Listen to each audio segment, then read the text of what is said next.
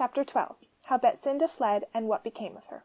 Betsinda wandered on and on, till she passed through the town gates, and so on the great Crim Tartary road, the very way which Giglio too was going. Ah, thought she, as the diligence passed her, of which the conductor was blowing a delightful tune on his horn, how I should like to be on that coach! But the coach and the jingling horses were very soon gone. She little knew who was in it, though very likely she was thinking of him all the time.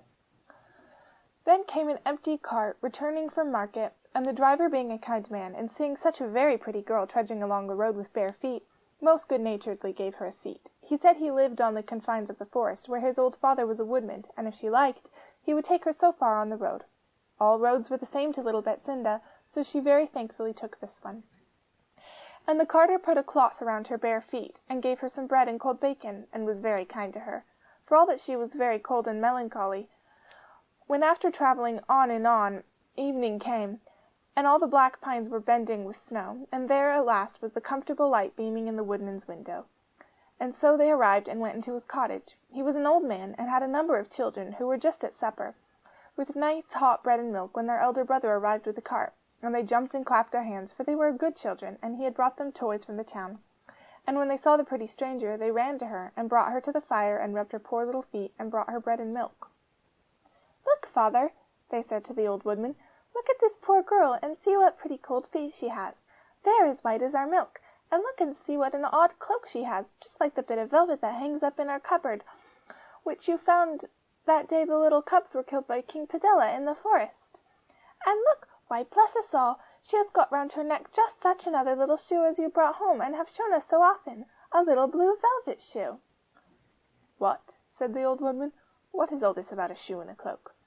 And Betsinda explained that she had been left, when quite a little child, at the town with this cloak and shoe, and the persons who had taken care of her had been angry with her for no fault she hoped of her own, and they had sent her away with her old clothes, and here, in fact, she was. She remembered having been in a forest, and perhaps it was a dream, it was so very odd and strange, having lived in a cave with lions there, and before that having lived in a very, very fine house, as fine as the king's, in the town. When the woodman heard this, he was astonished. It was quite curious to see how astonished he was. He went to his cupboard, and took out of a stocking a 5-shilling piece of King Cavolfiore, and vowed it was exactly like the young woman. And then he produced the shoe and piece of velvet which he had kept so long, and compared them to the things which Betsinda wore. In Betsinda's little shoe was written, "Hopkins, maker to the royal family," so in the other shoe was written, "Hopkins, maker to the royal family." In the inside of Betsinda's piece of cloak was embroidered, "Prin Rosal," and the other piece of the cloak was embroidered, "Ces Ba number 246." So that, when put together, you read, "Princess Rosalba number 246. On seeing this, the dear old woodman fell down on his knee, saying, "O my princess, O my gracious royal lady, O my rightful queen of Crim Tartary, I hail thee, I acknowledge thee, I do thee homage." And in token of his fealty, he rubbed his venerable nose 3 times on the ground, and put the princess's foot on his head. "Why," said she, "my good woodman, you must be a nobleman of my royal father's court." For in her lowly retreat, and under the name of Betsinda, her Majesty Rosalba, Queen of Crim Tartary, had read of the customs of all foreign courts and nations. "Marry, indeed I am, my gracious liege. The poor Lord Spinachi once, the humble woodman these 15 years syne, ever since the tyrant Padella, may ruin overtake the treacherous knave, dismissed me from my post of First Lord." "First Lord of the toothpick and joint keeper of the snuff-box? I mind me, thou heldest these posts under our royal sire. They are restored to thee, Lord Spinachi. I make thee knight of the 2nd class of our Order of the Pumpkin, the 1st class being reserved for crowned heads alone. Rise, Marquis of Spinachi." And with indescribable majesty, the queen, who had no sword handy, waved the pewter spoon with which she had been taking her bread and milk over the bald head of the old nobleman, whose tears absolutely made a puddle on the ground, and whose dear children went to bed that night, Lords and Ladies Bartolomeo, Ubaldo, Caterina, and Ottavia degli Spinachi. The acquaintance her Majesty showed with the history and noble families of her empire was wonderful. "The house of Broccoli should remain faithful to us," she said. "They were ever welcome at our court. Have the Artisioci, as was their wont, turned to the rising sun? The family of Sauerkraut must sure be with us. They were ever welcome in the halls of King Cavolfiore." And so she went on enumerating quite a list of the nobility and gentry of Crim Tartary, So admirably had Her Majesty profited by her studies while in exile. The old Marquis of Spinachi said he could answer for them all, that the whole country groaned under Padella's tyranny, and longed to return to its rightful sovereigns.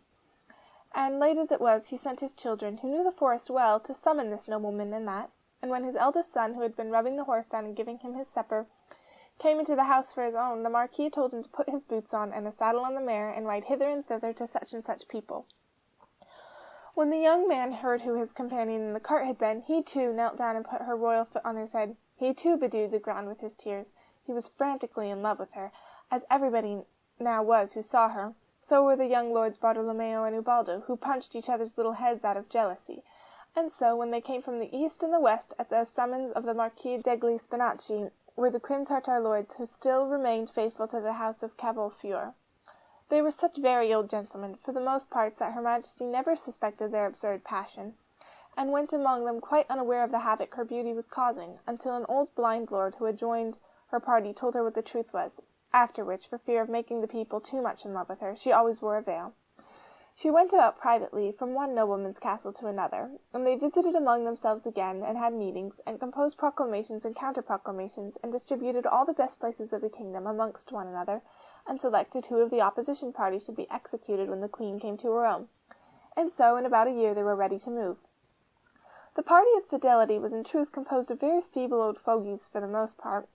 They went about the country waving their old swords and flags, and calling "God save the Queen," and King Padella happened to be absent upon an invasion. They had their own way for a little while. To be sure, the people were very enthusiastic whenever they saw the Queen. Otherwise the vulgar took matters very quietly, for they said, as far as they could recollect, they were pretty well as much taxed in Cavolfiore's time as now in Padella's. End of chapter 12.